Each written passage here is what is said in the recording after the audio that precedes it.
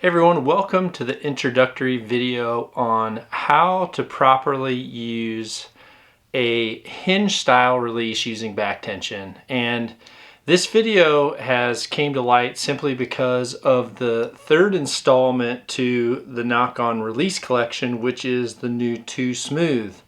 The 2 Smooth is a hinge style release, meaning that this release actually fires by the release pivoting, and essentially as it pivots, the edge of the hook sits on a moon, and as it swings and falls off the moon, the hook opens up, the string goes forward. So this is a hinge style release. It works off rotation and movement. This was one of the very first fundamentals to back tension style release from several decades ago, and a lot of top archers learned to overcome target panic and shot anticipation with a hinge style release. They were much simpler. They had way less adjustments, and they also did not have equal draw length compared to other releases that you would like to use if you decided to switch back and forth. So the 2 Smooth is unique for several reasons. One, because it has a magnitude of adjustability, not only in how much movement it takes to fire, but also it has the ability to adjust a clicker, which is essentially a warning that you're getting close to your shot breaking. This is important because a lot of people, when they learn to use a hinge style release for the first time, they like to be able to draw back safely, and as they're anchoring, if by chance they accidentally move their hand into a position that gets them close to the edge of that moon, you will hear a tick, a small little tick or click, which is essentially why the name clicker has come about. So with the clicker, years ago, that click was actually machined into the moon, which is the half circle part of the internal part of the release that the actual hook itself slides along until it falls off the flat part of the moon and essentially lets that release open, or the hook open. The original moons had the click machined into them, like I had mentioned. What's really nice about the 2 Smooth is that this actually has 2 separate moons. Each individual moon has its own reason for the adjustment, but one of the moons, the secondary moon, is actually allows you to adjust how much travel you will have once you hear that click. So if you decide to use a click, you have a magnitude of adjustment for how much you're able to move after that click, or how finite movement you're going to have before that release fires after the click. The other thing that's really nice about the 2 Smooth is that it is part of the knock-on release family. So one of the things that took a while for this concept to come about was simply that I was trying to find a way to change the handle of different releases that were out there, so that when you had a knock to it or a silverback, that the draw lengths would actually feel the same. Because what I'm looking for as an archer is I'm really trying to have several different releases that have the same feel and same draw length. And the 2 Smooth is going to allow you to be as close to the knock to it and the silverback as possible. So now that I've mentioned these other 2 releases in addition to the 2 Smooth, I want to answer several of your questions in relation to what really is the difference between these 3 releases. So we have 3 releases. Each of them are nicely a different color. The first one is the knock to it, which was the very first release that I brought out specific for our followers, and this is a release that I've shot for many years in competition.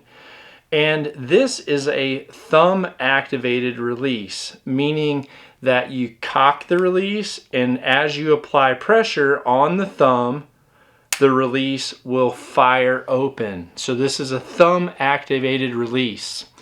The second installment was the silverback, which is a tension activated release. With this release, once you close this hook and put it on the loop, you actually must apply the safety, draw back with your finger on the safety, let off the safety, and then continue to build pressure and pull hard against the back wall of your cam until you compress a little spring that's inside of this release enough to allow the hook to open up and allow that release to fire. So the silverback is specifically tension activated. If you push on the button, you're simply holding down the safety. You're not making it fire.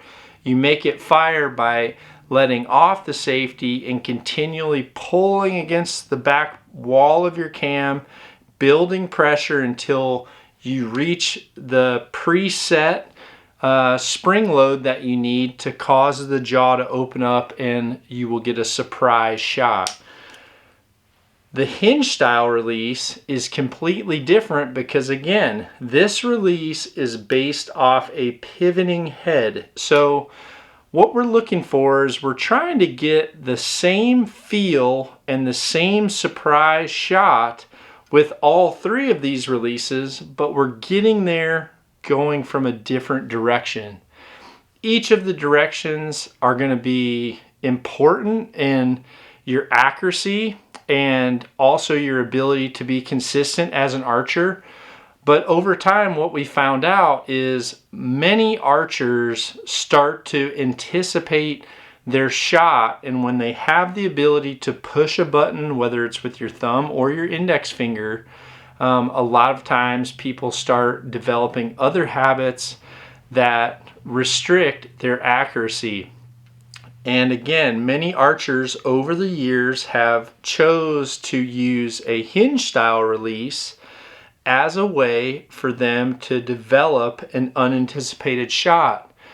Because you're not pushing on a button, it's very hard for your brain to determine how much movement you've actually had and how close you are to that release firing. I personally don't shoot anymore with the clicker noise. I actually shoot with a completely surprise release, which as you learn and develop your skill with a hinge style release, you're going to be able to do the same, but you may like actually having that click to just notify you when your hand position is essentially in a starting position. Because one of the most important parts of the hinge style release is understanding how it functions, because that is critical to knowing how you should draw your bow and let your bow down with this release. Because again, this release is based off pivoting. So if you pivot the release as you're drawing back, it is going to fire. If you pivot the release as you're letting it down, it's also going to fire. So that's why it's really important to learn that with a hinge style release, you really want to utilize pulling with your index finger and your thumb wrapped around the pulling post. You're essentially pushing this release forward, the top fingers forward, so that the index finger and thumb are drawing that bow back. And then if you have to let it forward, same thing. Once you get to full draw, any manipulation that you make on this release is going to start that rotation to make it fire. So now that you understand the differences between the different releases and also a little bit about the functionality of a hinge release and its history, I'm going to start taking you through some of the very first steps in learning how to use a hinge release, and more importantly, my style of shooting that hinge release. Because just like with these other releases, there's different ways to get to the same place. I've tried them all over my career, and I really understand the ways that have worked best for me, as well as the vast majority of my students. So this video is actually going to be installment 1 of a 2-part series. The second part is going to be for the people who have watched this video, understand the functionality of a hinge release, and have practiced with a shot trainer or a piece of loop material, which I'll be talking about soon, and then feel totally comfortable drawing their bow back. It's going to be important that you really understand how a hinge release moves and functions before you try it on your real bow, because if you change your hand position just a little bit and cause it to fire while you have a shot simulator or a piece of string, nothing major is going to happen. It's just going to go off. But if you do it while trying to draw a 70-pound bow and you're directly in line with your face, then look out. So it's no different than not having your finger on the safety on a silverback or putting your finger on the trigger with a knock to it as you draw back. If you bump that trigger and cause it to fire, it's not going to be fun. So the second installment is going to actually be having your bow and showing you different steps and different fundamentals of actually shooting a hinge release with your bow, and also talking with you about some of the very important points of how your mind should be set when you're trying to shoot a hinge release outdoors, trying to battle the elements of wind and weather conditions, and then also just learning your pace and your cadence with a hinge release versus a trigger release. I'm going to let you watch a quick little video on how to properly adjust your too smooth release, and then we're going to come back and start working with how to actually fire this release using the knock-on right release shot simulator. In order to properly adjust the release, you must first use the largest hex key and loosen the locking screw on the bottom of the handle. Next, take the medium .050 hex key and lightly loosen the 2 locking screws that are on the sides of the release. This unlocks the independent moons individually. To adjust the moons, you'll need the smallest 035 key. The moon on the left is slightly smaller and controls the head angle and the speed. Clockwise slows the speed and raises the head angle. Counterclockwise lowers the head angle and increases the speed. The reference marks on the side of the head allow you to see your adjustments. Next, insert the key into the right hole.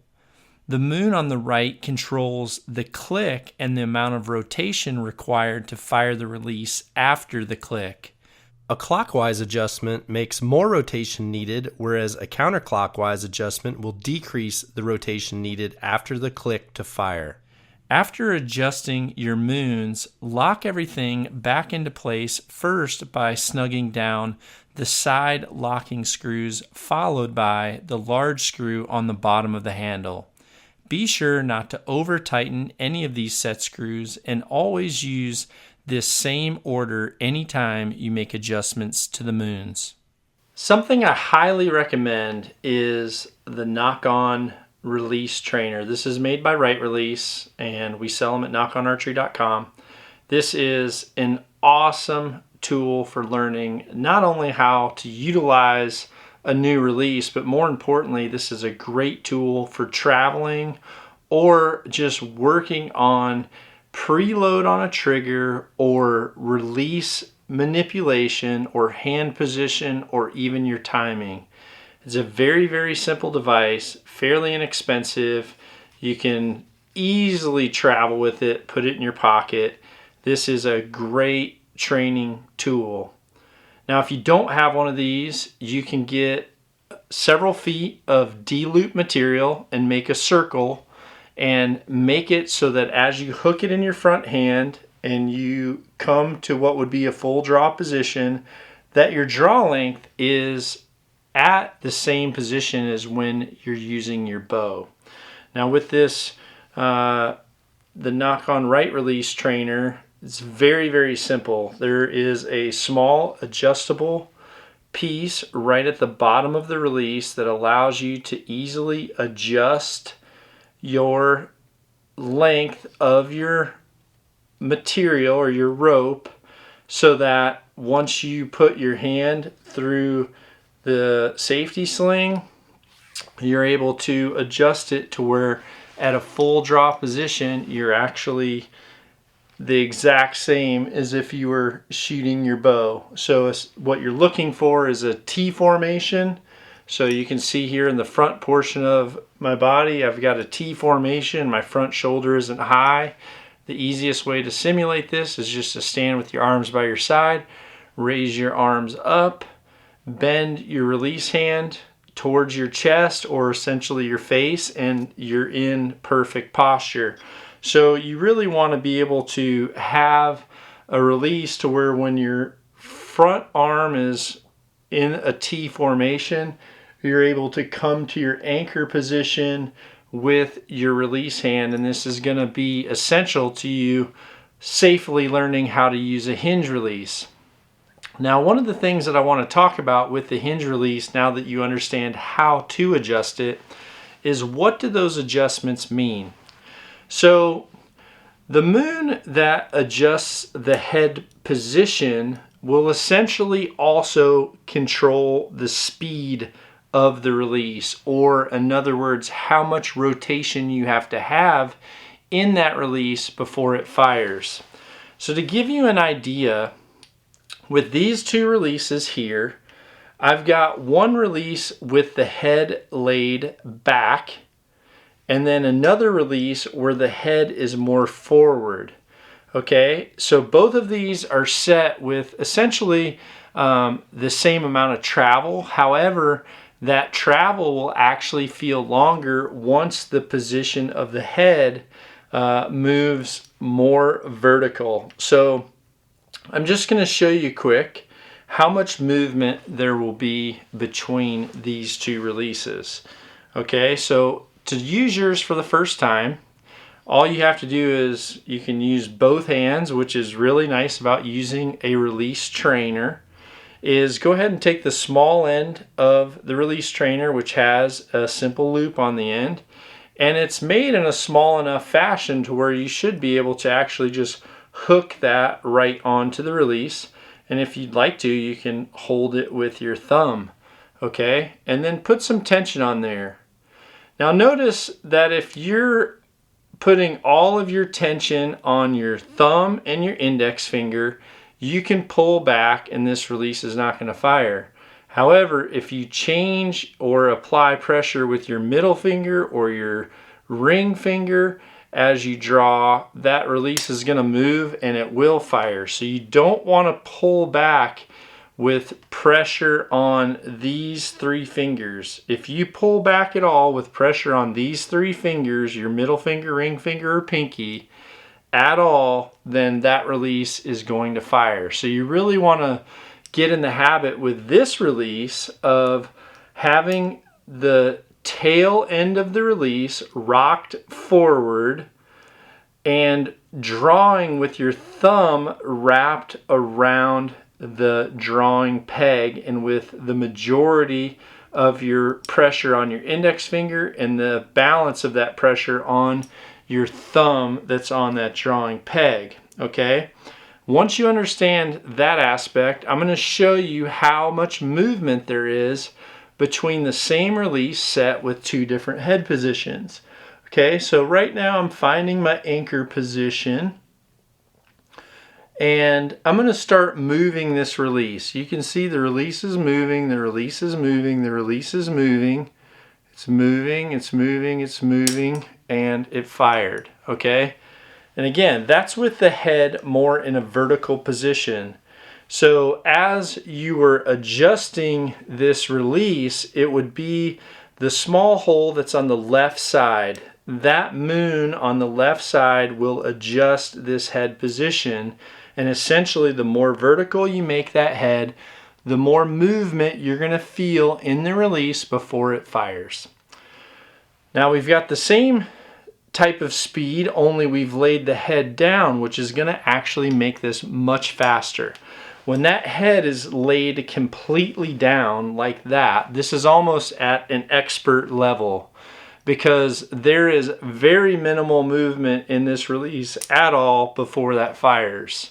So this is something that you're definitely going to want to practice a while with before you're able to get it into that position. And that's why when I'm shooting and I'm drawing back in a lot of the shooting videos that I've posted this year where I'm using some of the very first 2 smooths, you can see that, you know, my middle finger and ring finger, which I actually tuck behind, this finger is, my middle finger is completely relaxed. It's not wrapped around, because if you do wrap around and apply any pressure at all, then you're going to end up firing it during your draw cycle. So I actually relax my middle finger, pull with my index finger and my thumb post. I'll come into my draw anchor position, and once I'm in that position with this release, let's just see how much movement there is in the release before it fires this time. Okay, so right now I'm starting my pressure.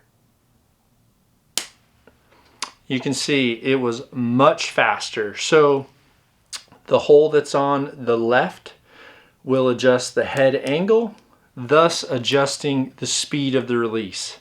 Okay, now the other clicker, which is on the right side, is a individual moon of its own, which is what determines the clicker. So to show you this, I'm going to put both of these releases side by side like this. If you can imagine a hook, which is essentially the hook that is clipped onto the shot trainer, as that hook is traveling along these edges, if these edges are perfectly the same, then it'll fall off when it gets to the edge. The hook will open.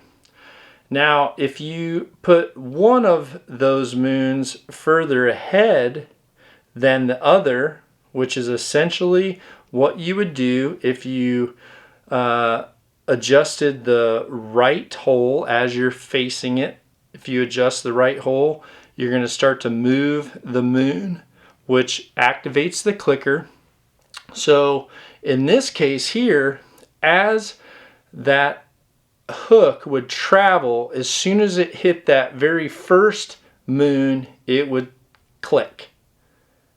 Now you have this much space before that moon falls off. So if you want a warning click, you can decide whether you want a very, very minimal amount or whether you want a maximum amount. That's up to you. What I would recommend first and foremost, even if you aren't interested in trying the clicker, is start out with your 2 smooth adjusted to where the head is pretty much halfway between the full vertical position and the laid back position. Especially if you're using a shot trainer or a shot simulator, you're going to be able to get a very good idea of how much movement that you have.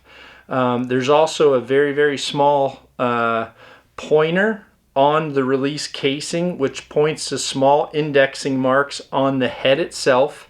So right now in this position, I'm actually adjusted to the middle index mark, which is the middle longest one, okay? So once you understand these fundamentals about the movement of the moons and how it translates into how much movement you have on your hand, let's go ahead and keep it in that initial position, which has quite a bit of travel, just for learning principles. Okay, so you're gonna pretend like you're coming to your anchor position, which with a hinge release should be the same as what I've taught with any of the other handheld releases. So we're going to try to grab this release down the middle row of our knuckles right here. We don't want to start to make a fist, because as you make a fist on that release, or if you ball up the hand as you draw back, when you come back to your full draw position, this fist right here is not going to feel comfortable on the side of your face. So what a lot of people will then do is they'll actually shorten that front arm so that they can get that fist tucked at the back side of the jaw.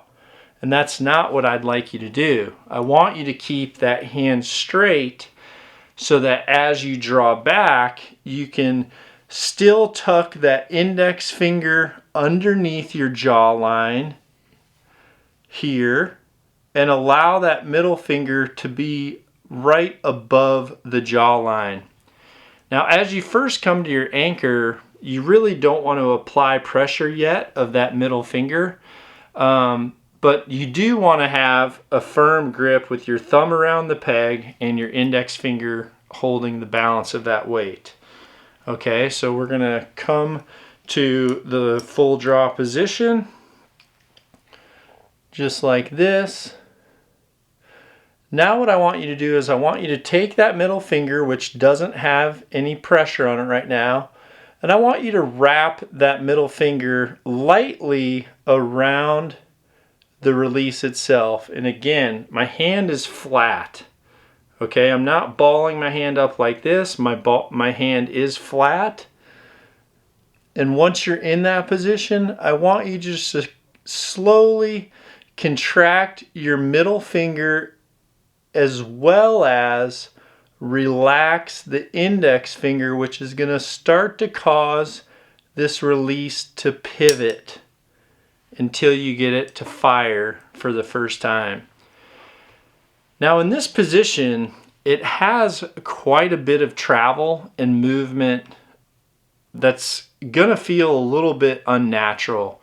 It's going to, honestly, if you were to shoot it this way, you're probably not going to want to have that much movement and that much time committed to making your shot.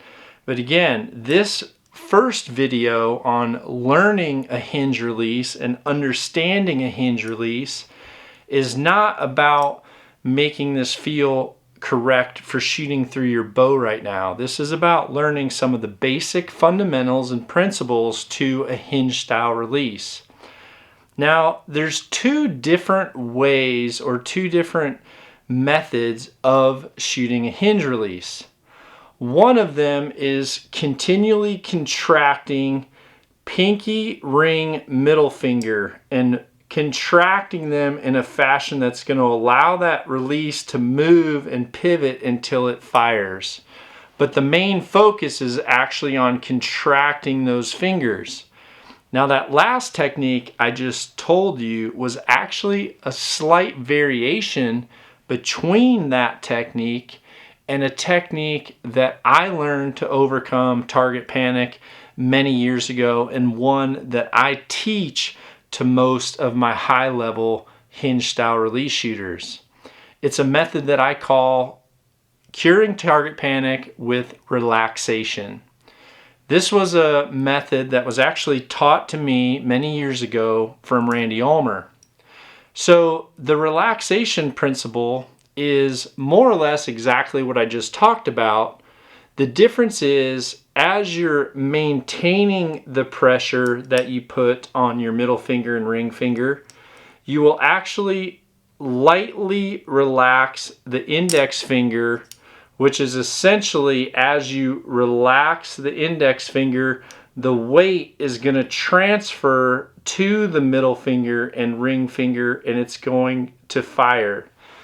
Couple super important things for you to know. One, if you're relaxing, don't relax the hand to where you let go of the release. The other thing is, this movement is minimal and slow. What I really like about the relaxation principle is that when you're in a pressure type situation or a tournament type situation, when you have tension, a lot of times tension comes with muscle contraction. So when I first tried to shoot a hinge release and shot a hinge by trying to manipulate the release or contract the hand and move the hand, what I found was when I got tense in tournaments, I would already have that tension there and I wouldn't be able to pull through my shot the proper way. So when I changed to the relaxation principle, what it did was it helped me understand that when I'm in a pressure type situation, whether it's buck fever, whether it's target panic, whether it's in a tournament, it doesn't really matter. But what I slowly learned over a course of time was the more I was able to relax and make an effortless shot, the better my shots were. And it also helped me identify one of the most important things, which was when you're tense, your shot really changes. So I was able to avoid that tension by recognizing when I was tense. So the relaxation technique is almost the same. So I'm gonna draw back. Again, the middle finger is there, but there's not tension rocking the release. So I'm drawing back with pressure off my middle finger. My middle finger is essentially almost pointing down towards my front toe. My index finger and thumb have the post pulled back. I come to my anchor position, and this technique is I'll get my middle finger wrapped around that release just a little bit.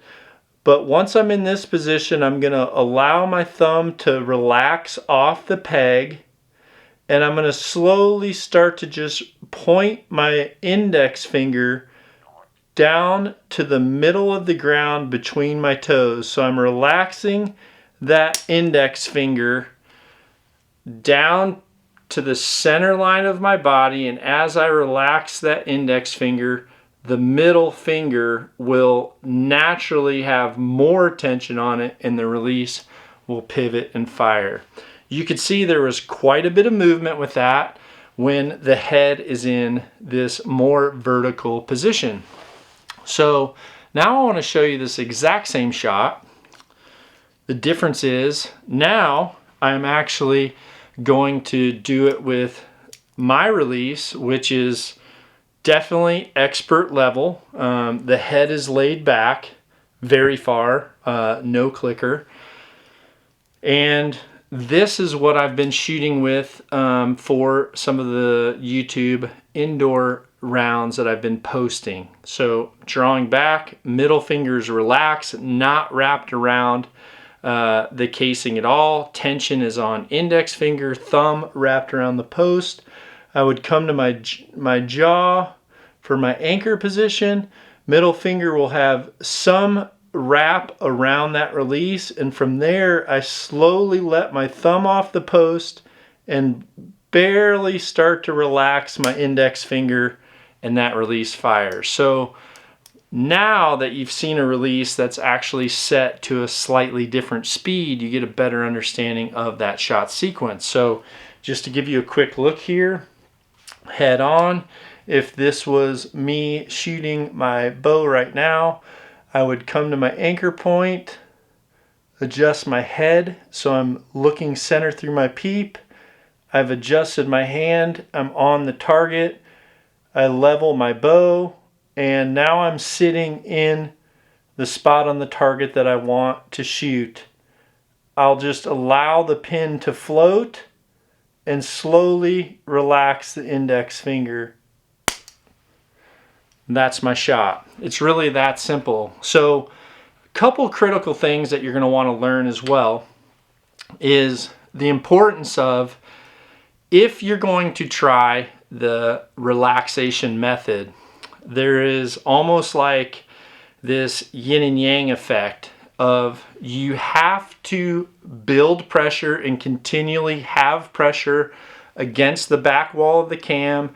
Elbow needs to be up, probably level with eye, ear, and you have to continually have pressure on the back wall of the cam and make sure you're pulling slightly, almost the same as what you would with the silverback, only now as you're building that pressure, you're also just slowly relaxing that index finger a little bit.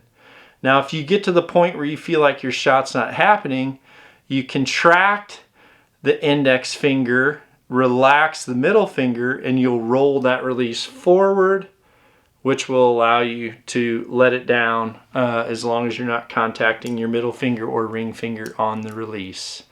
So these are some of the most basic principles to learning the hinge release. One of the things that's really, really nice about the 2 Smooth is that it actually has a magnet in the hook, which closes the hook as the head rocks forward. So the hook will actually magnetically flip to the location it needs to, and then the head lays back. So that right there is really nice for people who have never shot a hinge release before, because it should be totally ready to clip on your loop. And again, pressure has to be on index finger and thumb. Again, this Knock-On shot simulator, the Right Release Trainer, is an awesome investment. I can tell you that as I competed for many years, I was also on the phone all the time. So I would just have my phone at work on speakerphone. And as I was listening, I was just going through my shot routine, counting in my head. I really like to get to a full draw position, slowly start to aim, and just count in my head as I'm relaxing at the same equal pace all the time. If you want to first try the technique where you're actually contracting your other fingers, you can do that as well. One thing that I would recommend to you is on your right release, you've got a small knot on the top. Once you've gotten comfortable with your release, the next step to that is actually I like to just train by pointing the top of that piece of string and using it as an aiming reference point. So I'll pick a spot on the wall, I'll come to my full draw position, move my pin to the target, focus on the target, allow my hand to float as I'm going through my motion of relaxing, moving, relaxing, moving. And this release here was the one with the more vertical head position. So you can see that was taking a while. So I went ahead and transferred my weight, let it down. Now that I know it's that one that has a lot of movement, I can actually focus more now on more contraction of the middle finger to help that speed go around faster. And then I'm able to make my shot. Now, a couple last minute things that you really need to understand is I want you, as you understand the release and as you get it to fire, I really want you to focus on continually pulling with the rear elbow. So as that release fires, I want you to focus on following through with your release hand and trying to bring your release hand over the top of the back shoulder. One of the great ways for you to do self-analysis with a video camera is actually to have the camera straight in front of you like this and actually practice on aiming directly at the center of your camera or your phone. Because as you make your shots, you can make 10 or 12 shots, go ahead and review your shooting, and you can also instantly see the direction of your rear hand. So in this example here, I'm going to go ahead and I'm going to take aim right at the center of the lens, and as I'm pulling and relaxing and coming through, I'm able to make my shot. And you could see, I could see in this screen that as I came through, my hand disappeared behind my head. That's a great thing. Some people, as they learn to shoot back tension, they want to watch their arrow, or sometimes they just manipulate the hand And what'll happen is as you manipulate the hand, sometimes as people do that, they come out away just like that. And learning to shoot and take aim directly at either your phone or a camera is a great way to self-analyze. The last thing I want to do is I want to just give you one more quick little talk about how to shoot your release with a clicker if that's what you want to do. So I'm going to go ahead and take these releases and I'm going to set one up with a clicker that is fairly fast, and then I'm going to set up another one where the clicker is fairly slow, and I'm going to talk with you about the importance of each one of those and how you can use them to take one more step in your training. Now I have both of these releases set to the exact same head angle, but I've adjusted the clicker moon to a position to where one, when the clicker notifies me that I'm close to the edge, it will fire faster, and on the other one, it's going to fire much later.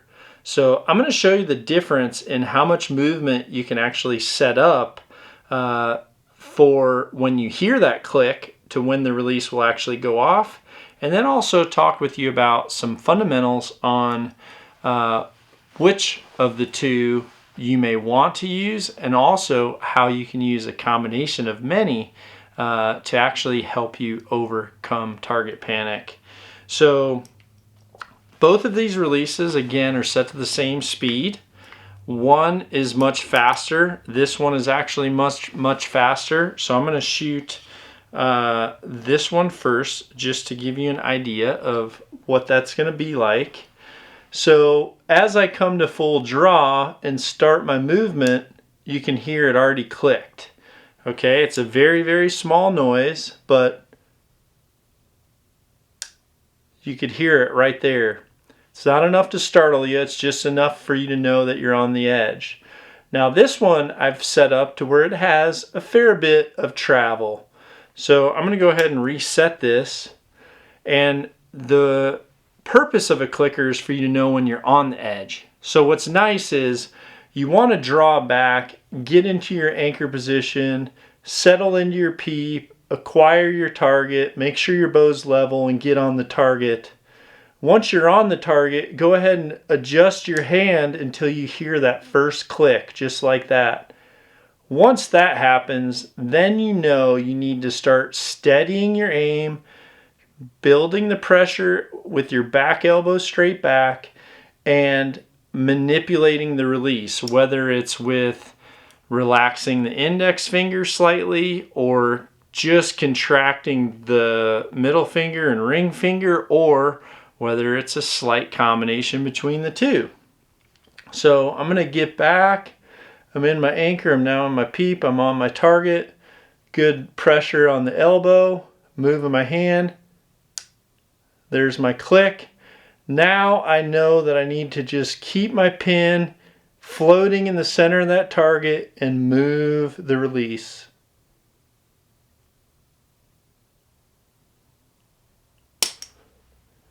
You can see I had a fair bit of movement. Okay, now let's change to the other release that has the head position set to the same speed, except the clicker is much shorter in length. So even though the speed of the release is the same, I'm essentially going to have this fire much quicker because that second clicker is not as long as on that first release. So I'm in my anchor, peep, acquire the target. There's my click, start my shot. You can see that was much quicker. We had a 2 count versus a 6 or 7 count. So what can these do for you different? So when I started, what I found out was the longer I started shooting a hinge release that had a clicker, which I found comfort in the fact that when I knew that click would go off, I knew that I was on the edge. So it was a little bit easier for me to learn to draw and learn to let down, knowing that I wasn't going to accidentally fire the release. I also felt like because I had such target panic, I did like to at least know that I was on the target before I made the click happen and then started my shot, versus trying to get comfortable on the target and then it goes off ahead of time. So I did find comfort in the click. But what I learned was, because that click identifies that you're on the edge, what I found was I quickly started to know how much I could move before that shot happened. So even though I had a release that was one of the best for not anticipating the shot, because I had that clicker and the length between the click identification and the fire was so precise every time, I started to really pick up on how much travel I was allowed to have before it fired. So I was, in a way, learning how to actually anticipate how quick it would happen, not necessarily make it happen. So what I started doing, and this is something that, again, I know it's a cost, but I'm going to talk about it, is I started to have multiple releases to where the clicker length was all set slightly different. So in other words, and this is actually how release pouches came to be, because one of the very first people that learned how to use multiple hinge releases as a way to overcome target panic, Randy Ulmer, came to some of the first shoots with a rock climbing chalk bag filled with multiple releases, all with different speeds. So he would essentially have all these down in his pocket or in his release pouch. He would move them around and pull one out. They all look the same. And he would load up his shot, draw back, and he would move his hand till he got to that click, and then he would have to just commit to the shot. And sometimes he would be moving and there'd be a lot of movement like that, and then the next time he would put them in there, and this is what I'm doing right now. I'm pulling one out. This one could be the fast one, or this one could be the slow one. I'm not sure, but what I do know is I need to come to my shot, anchor into my peep, adjust my hand to the click, and then I need to go through the same, and now I was in the fast release. So you just never know. And that's also a very, very good way to train to allow your pin to be in the center of the target and move around and not feel anxious or anxiety, because sometimes that release may fire quick, sometimes it may not. So, okay, here's number 3. I'm aiming, moving my hand to the position. There's my click. Now I'm pulling through my shot. Fast one again. So you can see it's luck of the draw. Now, if you get a fast one multiple times, then you may pull back on that target and start to feel a little bit of anticipation as soon as you feel that little bit of movement. But hopefully that's the time where you've found the hinge release that has the longer click. And I'm fast all day long, so I'm just going to pull the slow one out. Okay, so if I was in a tournament, I would actually like the fact that 3 times in a row I was able to have that shot break pretty fast. So I know this is the slowest one now because I took the slowest one out. There's my click. Pull, pull, pull, pull, pull, pull, pull, pull, pull, pull, pull, pull, pull, pull. Then it broke. So you're going to keep yourself honest by not necessarily knowing that speed of how fast it'll fire after your click each and every time. But one of the most important things is learning how to properly draw back first, anchor, even learning the adjustments on a hinge release, and just Again, this video is not specific to teaching you how to just go out and start pounding on X-rings with your bow. I want you to understand a hinge release, how it works, how it can help you, and the different fundamentals of adjustment and what they mean and how that release feels in your hand. Now, what I will tell you is, once you've gotten to the point where you might not need that click as assurance that, oh, I'm on the edge, then you can start to get into a release that's set a little bit more sensitive without the click, which is what I'm shooting. So sometimes I have multiple releases in there where one fires a little bit quicker, one doesn't, but there's no click. And the thing that's nice about the click is you almost have variation in speed, because sometimes you might preload a little bit more pressure on that middle finger than the next time. So sometimes you'll just start your relaxation in your pull and it'll fire. And then sometimes it'll take quite a while, and you'll learn, okay, if I'm breaking down, shoulders collapsing, elbows bending, as I feel like I'm moving, I'm actually not moving. So all this is super, super important. One of the last things I really want to reinforce one more time is the importance of this rear elbow pulling back, and you actually pulling against the back wall of your cam and continually just slightly pulling this elbow directly to something behind you as you're equally relaxing that front index finger or contracting the other fingers to get it to fire. If you can apply these simple fundamentals that I've talked about in this video, you are going to be able to quickly master the hinge release, and more importantly, understand how this release varies from the other ones.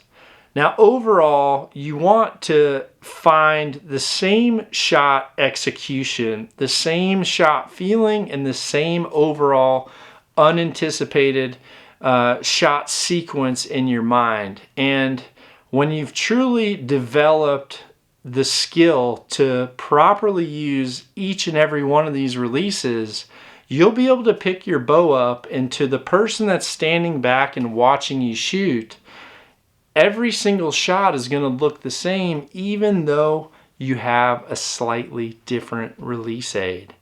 So one of the things that I really want to recommend is go and look at a video that I posted. I think it's called John Dudley Practicing, December 17. It's on my YouTube channel, Knock on Archery. And that whole entire live video round, which was filmed live at the beginning, is actually just me and my range going through a cadence and shooting a full day of practice. The video is about halfway through my day. So you're going to be able to see a full round in action, and that round is all shot with the 2 smooth release. So you'll be able to see how I draw and the smoothness of my draw cycle, which I'll talk about in the second installment to this video. But you'll also be able to just see speed, variation, but also consistency. And all that is why I really feel like the 2 smooth release was a much needed 3rd addition to the Knock On release family. Can't thank of all of you enough. You are all awesome. Thanks so much for the support, and please share if you find this helpful.